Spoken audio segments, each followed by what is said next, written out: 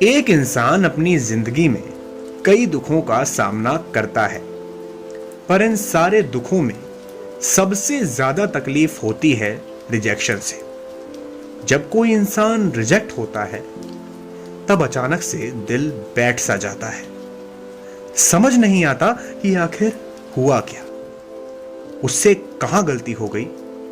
जब तुम्हारा चहेता इंसान या वो मंजिल जिसे तुम हासिल करना चाहते थे वो तुमसे मुंह फेर लेती है, तो शायद ही इससे बुरा एहसास कुछ हो सकता है, बशर्ते तुम उस मंजिल को अपनी जी जान से चाहते थे।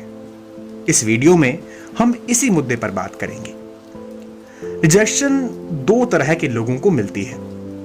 पहले वो जो किसी को पाना चाहते थे पर पा ना सके, इनकी तकलीफ सबसे कम होती है क्योंकि इनके पास कोई उम्मीद बाकी नहीं बचती। और दूसरे वो जो अपने चहीते को पा तो लेते हैं पर उस तरह से नहीं जैसे वो चाहते थे। इनका दुख सबसे बड़ा होता है क्योंकि जब ये अपनी सच्ची फीलिंग्स को एक्सप्रेस करते हैं तब ये दोस्ती से भी हाथ धो बैठते हैं। इनका दुख सबसे ज्यादा इसलिए होता है क्योंकि इनके पास उम्मीद होती है और उस उम्मीद के साथ आती है गिल्ट। ऊपर से देखने में लगता है कि इन दोनों प्रकार के लोगों की तकलीफें, प्रॉब्लम्स बहुत अलग अलग हैं, पर सच तो ये है कि रिजेक्शन का दर्द और उसकी जितनी भी तकलीफें होती हैं उनकी बेसिक प्रॉब्लम एक ही होती है।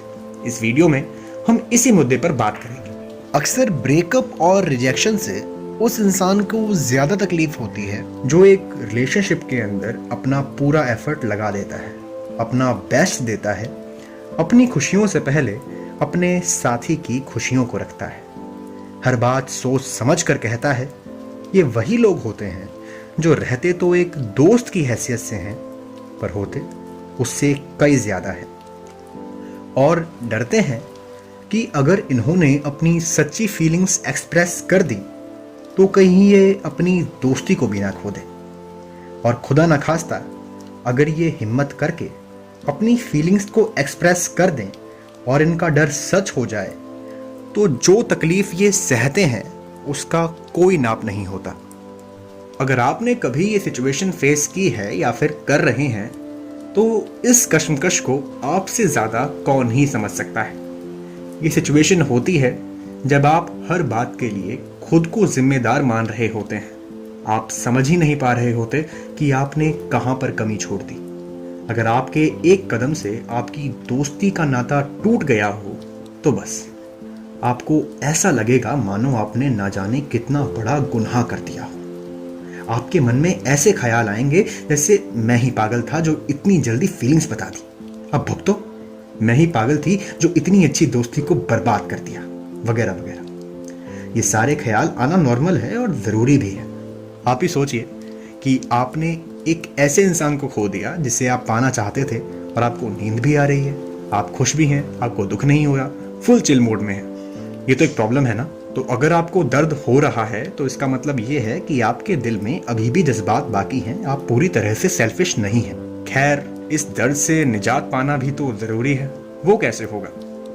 ऐसा कर पाना मुश्किल नहीं है। अगर हम इस दुख की असली वजह को समझ लें तो उसी पल ये दुख खत्म हो जाएगा। क्योंकि सच तो ये है कि ये सारे दुख का कारण अक्सर ये नहीं होता कि तुम्हारे पास तुम्हारा पसंदीदा इंसान नहीं है, बल्कि ये होता है कि उस इंसान को फर्क क्यों नहीं पड़ रहा कि तुम उसके पास नहीं हो। ये एहसास, ये ईगो ही है जो सबसे ज्यादा दर्द देता है। पर अगर हम इस एहसास को ही ढंग से समझ लें तो ये दुख ही खत्म नहीं हो जाएगा। समझ नहीं आया ना? कोई बात नहीं, मैं समझाता हूं। एक बार खुद से सवाल करो कि तुमने क्या ही खोया है। अगर तुम्हें लग रहा है कि तुम्हारी फीलिंग्स की वजह से तुमने अपनी दोस्ती खो दी तो याद रखना कि वो इंसान तुम्हारा दोस्त कभी था भी। वो तो तुम्हारा प्यार था ना, वो प्यार जो तुम कभी हासिल ना कर सके। और जब हासिल ही नहीं किया तो खोने का सवाल ही नहीं उठता। खोया तो उस इंसान ने है ना जिसने तुमसे अपना मुंह फेर लिया। अगर वो तुम्हें दोस्त मानता है और उसने अपना दोस्त खोया है तो वो तुमसे मिलने वापस जरूर आएगा, उसे तुम्हारी कमी महसूस होगी, वो तुम्हारे पास वापस आएगा। पर अगर उसकी जिंदगी में तुम्हारी कोई भी हैसियत नहीं थी तो मुझे नहीं लगता तुम भी एक ऐसे इंसान के साथ नाता रखना चाहोगे जो तुम्हारी कद्र नहीं करता। क्या ही गलत है ऐसे इंसान के साथ में रिश्ता तोड़ देना। अगर तुम मेरी बातों से सहमत हो तो बताओ कि रिजेक्ट होना अच्छा है या बुरा। इस सवाल का जवाब मैं तुम्हारे ऊपर छोड़ता हूं। हर व्यक्ति का अपना जीवन होता है, अपनी तकलीफें होती हैं। तुम तब तक मूव ऑन नहीं कर सकते जब तक तुम्हारा दिल तुम्हें इजाजत ना दे। इसलिए उस इंसान के पास जिसने तुम्हें रिजेक्ट कर दिया, तुमसे मुंह फेर लिया, जाने से अच्छा है तुम अपने दिल को समझाने में अपना वक्त दो। अगर ऐसा तुमने कर लिया तो तुम्हारी जिंदगी बहुत आसान हो जाएगी। याद रखना कि जो इंसान खुद की इज्जत नहीं करता, दुनिया उसकी कदर नहीं करती। Accept yourself the way you are, accept your uniqueness. ये 4 लाइनें इसी बारे में बात करती हैं और मेरी बहुत हेल्प करती हैं। आई होप आपकी भी करेंगी कि खुद की आहट बनो हल्की सी, जरूरी नहीं है किसी बड़े शोर की आवाज हो तो।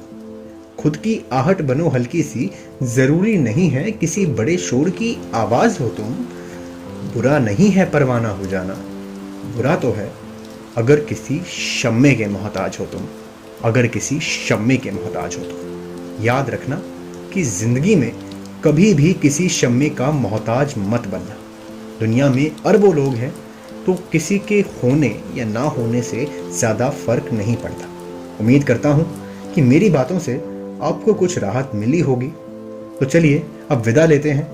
मैं हूँ यश पाठक और आप देख रहे थे द सीक्रेट रेबल।